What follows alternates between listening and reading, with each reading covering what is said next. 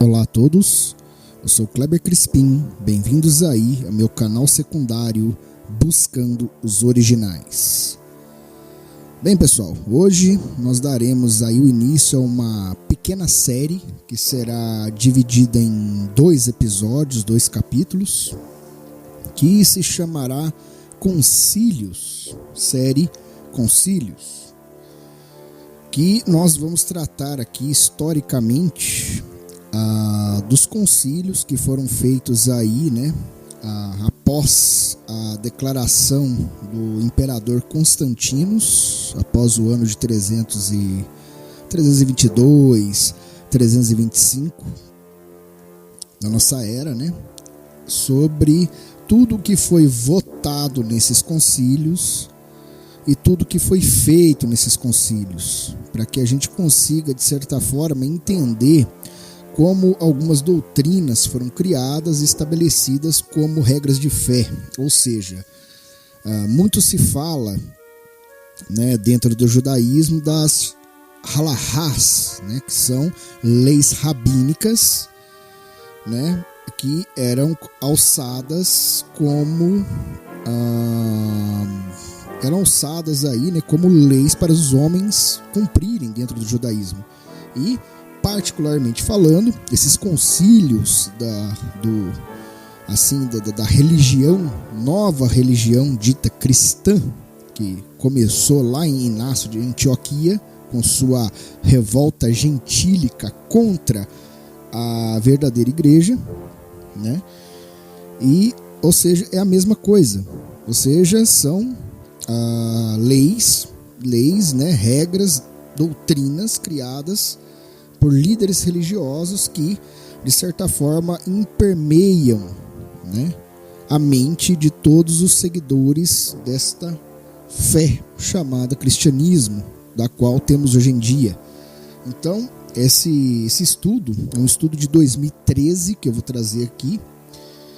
Ele vai se dividir em 2 partes e vou explicar primeiramente por quê. Bem, sabemos que para entender um pouco sobre isso é necessário que a gente entenda um pouco sobre a história de Roma. Roma, como república, após, né, uma guerra, após a morte de Júlio César, 2 filhos de Júlio César batalharam pelo poder, que era Marcos Antônio e Augustus. Augustus acabou vencendo e foi coroado o primeiro imperador de Roma, o imperador César Augusto. Isso foi o início ali da dinastia Júlio-Claudiana, né, que contou ali com os 5 primeiros imperadores de Roma, né, que descendiam ou da família dos Cláudios ou da família dos Júlios, que eram as 2 mais importantes famílias de Roma naquele período. Então, temos aí, né, os 5 primeiros imperadores, que foram Augusto, Tibérios, Calígula, Cláudio e, por fim, Nero, que foi aí a dinastia Júlio-Claudiana. E após, né, sabemos que após aí essa dinastia, o Império Romano foi ganhando território, conquistando vários povos que eles chamavam de bárbaros e se estendeu ao máximo possível. Talvez, creio eu, chegando ao seu estado máximo no período do governador Marcos Aurelius. Só que, né, o Império Romano era muito grande, muitos povos diferentes, de diferentes línguas, de diferentes culturas, e Roma sabia que isso, ou seja, o tamanho do seu império poderia lhe causar a queda. Então, o que aconteceu? No período em que Constantino governou, já existiam algumas manifestações, algumas guerras intestinas internas entre pagãos mitraístas romanos e os chamados cristãos, que era até então a nova religião, formada ali por pessoas como Inácio de Antioquia, Justino, Epifânio, dentre outros considerados aí os pais do cristianismo moderno. E nós sabemos que Roma chegou a um tamanho de poder que o fato do imperador Constantino ter declarado o cristianismo como religião oficial do Império Romano, aquilo serviu como um tipo de ecumenismo para apaziguar os ânimos de toda a população romana, seja ela romana de sangue, de descendência, ou um povo pagão, né, que foi, de certa forma, escravizado e englobado, né, ou seja, eles foram naturalizados romanos, ou coisa do tipo. Então houve um período em que foi necessário dividir o império em duas capitais. Nós sabemos que houve a capital do Ocidente, a capital política, que ainda era governada pelos imperadores de Roma, né, tendo como capital Roma, sendo que o último imperador foi Rômulo Augusto, né, também chamado de Mômilus. E tivemos aí a capital do Oriente, que foi Constantinopla, ok? Sabemos que tudo isso vem ao longo da história. Então, nós vamos fazer essa primeira parte. A primeira parte, nós vamos falar sobre os concílios do Oriente, que no Oriente os primeiros papas eram os imperadores que reinavam em Constantinopla, também chamado de Império Bizantino, e eles, a partir dali, estabeleciam suas leis, suas regras, e todos deviam pagar tributos a Constantinopla. Nós vamos falar nessa primeira parte, sobre os concílios do Oriente, e voltaremos com outro vídeo para falar sobre os concílios do Ocidente também, ok? Então, sem mais delongas aqui, eu creio que eu devo ter explicado para vocês mais ou menos aí como vai funcionar. Então, sem mais delongas, bora para o estudo. Os concílios ecumênicos da Igreja. Os concílios universais realizados pela Igreja, em número de 21, né, mais o de Jerusalém, descrito aí no livro de Mahasei Shihilim, traduzido por Atos dos Apóstolos, capítulo 15, foram marcos importantíssimos na sua história, tendo em vista principalmente as definições da doutrina católica ao longo do tempo, vencendo os erros e heresias que comprometiam o depositum fidei, ou seja, o conteúdo da fé, a sã doutrina da fé. Esses concílios e a história dos papas formam como que a coluna vertebral da história da Igreja. Eis porque, de maneira resumida, queremos apresentar os 21 concílios ecumênicos, a fim de que os fiéis comecem a se familiarizar com esses dados importantes da nossa Igreja. Quanto mais conhecemos a história sagrada da Igreja, mais a amaremos e a serviremos. Disse certa vez o Papa Paulo VI que quem não ama a Igreja não ama Jesus Cristo, uma vez que a Igreja é o corpo místico de Cristo. Cabe uma pausa aqui, pessoal, tá? Pelo jeito, esse estudo aqui foi realizado por alguém intimamente ligada à Igreja Católica Apostólica Romana, ou seja, é um texto, um compilado aqui, romanista, ou seja, é um documento romanista que eu estou apresentando aqui nesse vídeo, o que não caracteriza, certo, que eu concorde com ele, mas o que eu vou tentar trazer aqui nesse vídeo são aí, no caso, os fatos históricos para que possamos entender como tais doutrinas foram consideradas canônicas no decorrer dos séculos, ok? Então, bora lá, vamos começar aí. Concílios do Oriente. Foram 8, que se ocuparam quase que exclusivamente de erros doutrinários que ocorreram no Oriente. Os bispos participantes foram quase que totalmente do Oriente. O Ocidente era representado por um legado papal ou algum bispo. O primeiro concílio de Nicéia, que foi realizado entre os dias 20 de maio a 25 de julho do ano 325 da nossa era. O Papa que presidiu esse concílio se chamava Silvestre I. entre os anos de 300, né? Ele foi papa durante aí os anos de 314 da nossa era a 335 da nossa era. O imperador do Oriente era conhecido como Constantino Magno. As decisões principais tomadas nesse concílio foi a confissão de fé contra Ario, igualmente de natureza do Filho com o Pai. Deus de Deus, luz da luz. Deus verdadeiro de Deus verdadeiro, gerado, não criado, consubstancial ao Pai. Atanásio foi o grande defensor dessa doutrina. Fixação da data da Páscoa a ser celebrada no primeiro domingo após a primeira lua cheia da primavera no hemisfério norte. E o estabelecimento da ordem de dignidade dos patriarcados, Roma, Alexandria, Antioquia e Jerusalém. Vemos aqui, pessoal, que só nesse primeiro concílio de Nicéia, né, já começaram a mudar muita coisa aqui, né? Aí vamos lá, tivemos o segundo concílio, que foi o concílio de Constantinopla, o primeiro concílio de Constantinopla, realizado nas datas, né, entre o mês de maio e junho do ano de 381 da nossa era.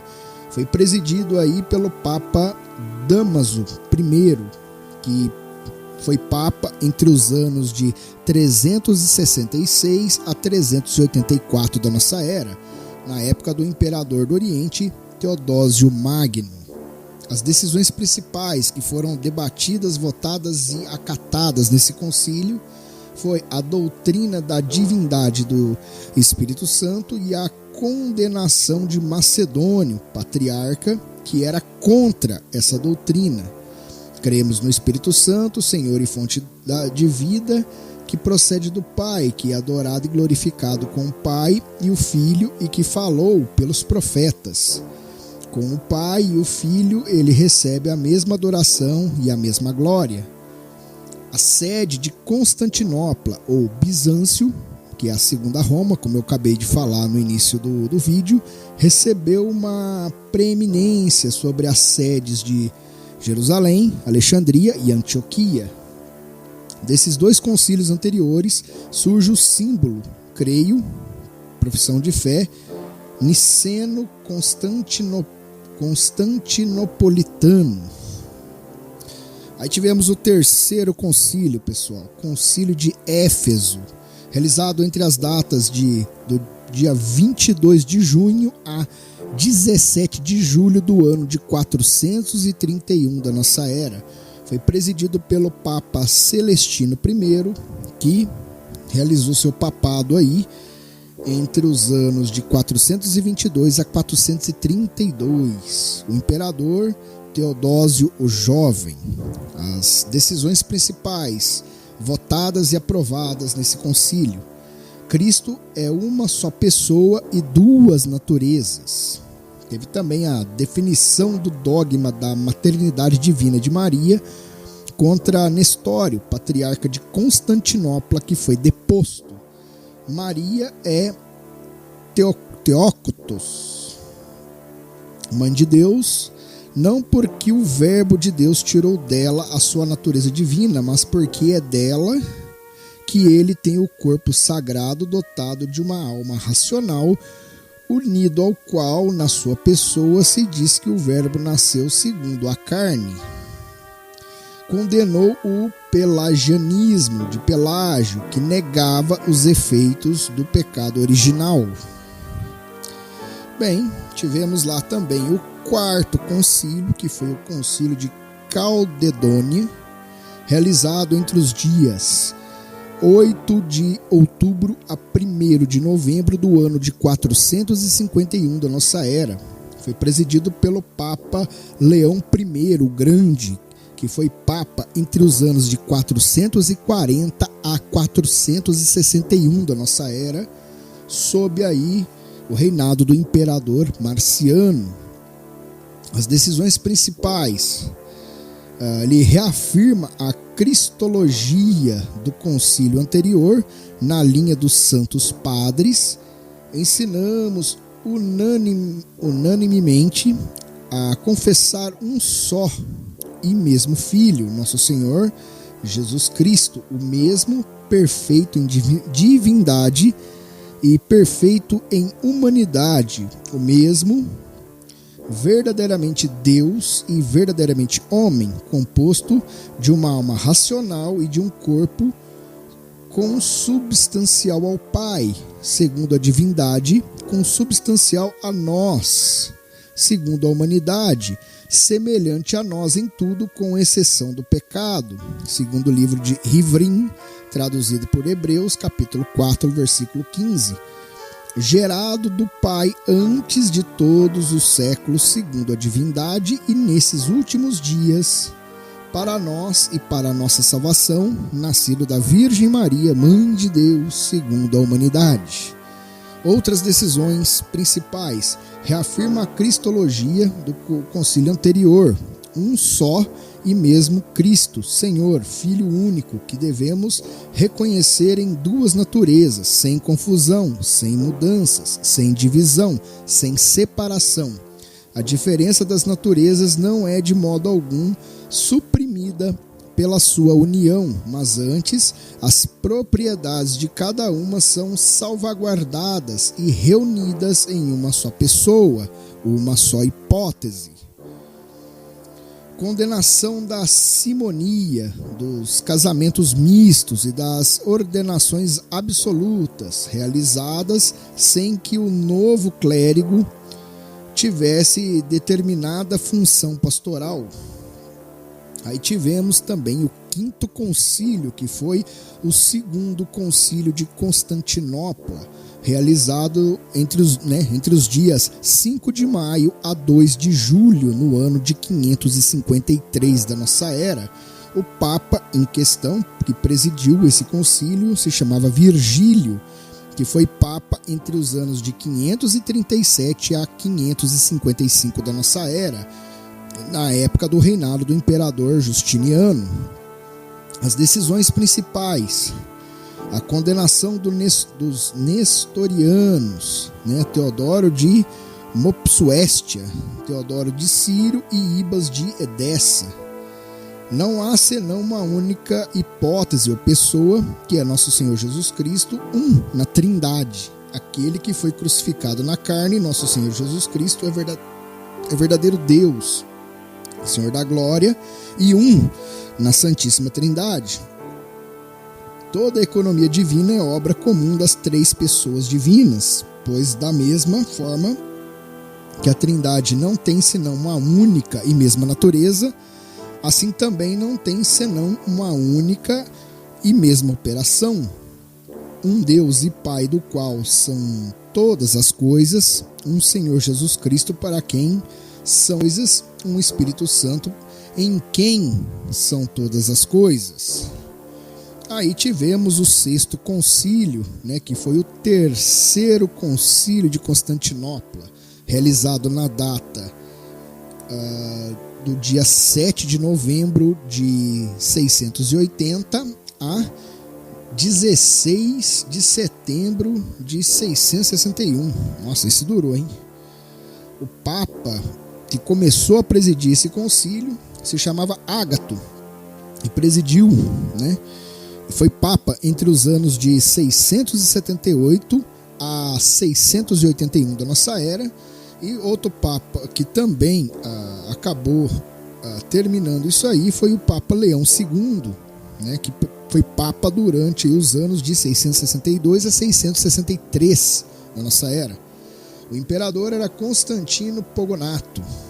As decisões principais tomadas nesse concílio: condenação do monotelitismo, heresia defendida pelo patriarca Sérgio de Constantinopla, que ensinava a ver só a vontade divina em Cristo. Este concílio ensinou que Cristo possui duas vontades e duas operações naturais, divina e humana, não opostas, mas cooperantes, de sorte que o Verbo feito carne quis humanamente, na obediência a seu Pai, tudo o que decidiu divinamente com o Pai e o Espírito Santo para a nossa salvação. A vontade humana de Cristo segue a vontade divina sem estar em resistência nem em oposição em relação a ela, mas antes sendo subordinada a esta vontade toda poderosa. E o 7º concílio, que foi o 2º concílio de Nicéia, realizado entre as datas do dia 24 de setembro a 23 de outubro do ano de 787 da nossa era, presidido pelo Papa Adriano I, que foi Papa entre os anos de 772 a 795 da nossa era, cujo imperador era Constantino VI, como regente a imperatriz Irene. As decisões principais tomadas, votadas e aprovadas nesse concílio foram contra os iconoclastas, os destruidores de imagens, assentido e liceidade na veneração de imagens. Para proferir sucintamente nossa profissão de fé, conservamos todas as tradições da Igreja, escritas ou não escritas, que nos têm sido transmitidas sem alteração. Uma delas é a representação pictórica das imagens, ícones, que concorda com a pregação da história evangélica.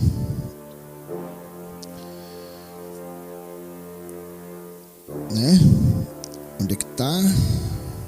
Da história evangélica, crendo que de verdade e não na aparência o Verbo de Deus se fez homem, o que é também útil e proveitoso, pois as coisas que se iluminam mutuamente têm sem dúvida um significado recíproco.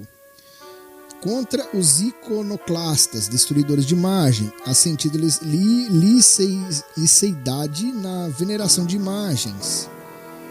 Nós definimos com todo o rigor e cuidado que a semelhança da representação da cruz, preciosa e vivificante, assim as venerandas e sagradas imagens pintadas, quer em mosaico, quer em qualquer outro material adaptado, devem ser expostas nas santas igrejas de Deus, nas alfaias sagradas, nos paramentos sagrados, nas paredes e mesas, nas casas e nas ruas, sejam elas as imagens do Senhor Deus, dos santos anjos, de todos os santos e justos, latria, adoração, dulia, veneração. E por último tivemos o 8º Concílio do Oriente, que foi o 4º Concílio de Constantinopla, realizado na data de 5 de outubro de 869 da nossa era a 28 de fevereiro do ano de 870 da nossa era, presidido pelo Papa Adriano II, que foi Papa entre os anos de 867 a 872 da nossa era, tendo como imperador Basílio de Macedônia. E as decisões principais foi a excomunhão do patriarca de Constantinopla, Fócio, que foi condenado, e o culto das imagens foi confirmado. Então, pessoal, aqui nós vimos todos os concílios que foram realizados em nome do cristianismo no Oriente, ou no Império do Oriente, no caso ali. E fica aí o que esse povo se reuniu para discutir, votar, com certeza votar, servia talvez o voto de maioria, ganhava ali a doutrina que mais agradava esses homens. Então, pessoal, eu já vou ficando por aqui, esse vídeo está muito longo e logo depois voltarei aí com outro vídeo falando sobre os concílios do Ocidente, ok? Os concílios do Ocidente serão um assunto aí para o próximo capítulo. Como eu já repito, às vezes aqui o texto pode dar uma ênfase na questão da importância dos concílios, da importância de tais doutrinas, mas isso digamos assim, que não representa, deixo isso claro aqui, não representa a ideia deste canal, ok? Só estou trazendo isso a título de curiosidade, de quais datas aconteceram esses concílios e o que foi votado, como surgiram essas heresias, como surgiram essas doutrinas. Essa é a ideia por trás desses vídeos, dessa pequena série de 2 capítulos chamadas Concílios, ok? Série Concílios. Então é isso, pessoal. Vou ficando por aqui, esse vídeo está muito longo e amanhã voltaremos aí com a segunda parte e parte final aí, e a conclusão dessa série Concílios, ok? Que o Altíssimo Yahweh Tsevaot abençoe a cada um de vocês em suas respectivas casas, seus respectivos lares, e que a luz do único pastor, o Mashiach, o ungido, o rei, Yahushua HaMashiach, continue dando um norte, um direcionamento para vocês, para cada um de vocês, ok? Fiquem na paz e obrigado e até o próximo vídeo.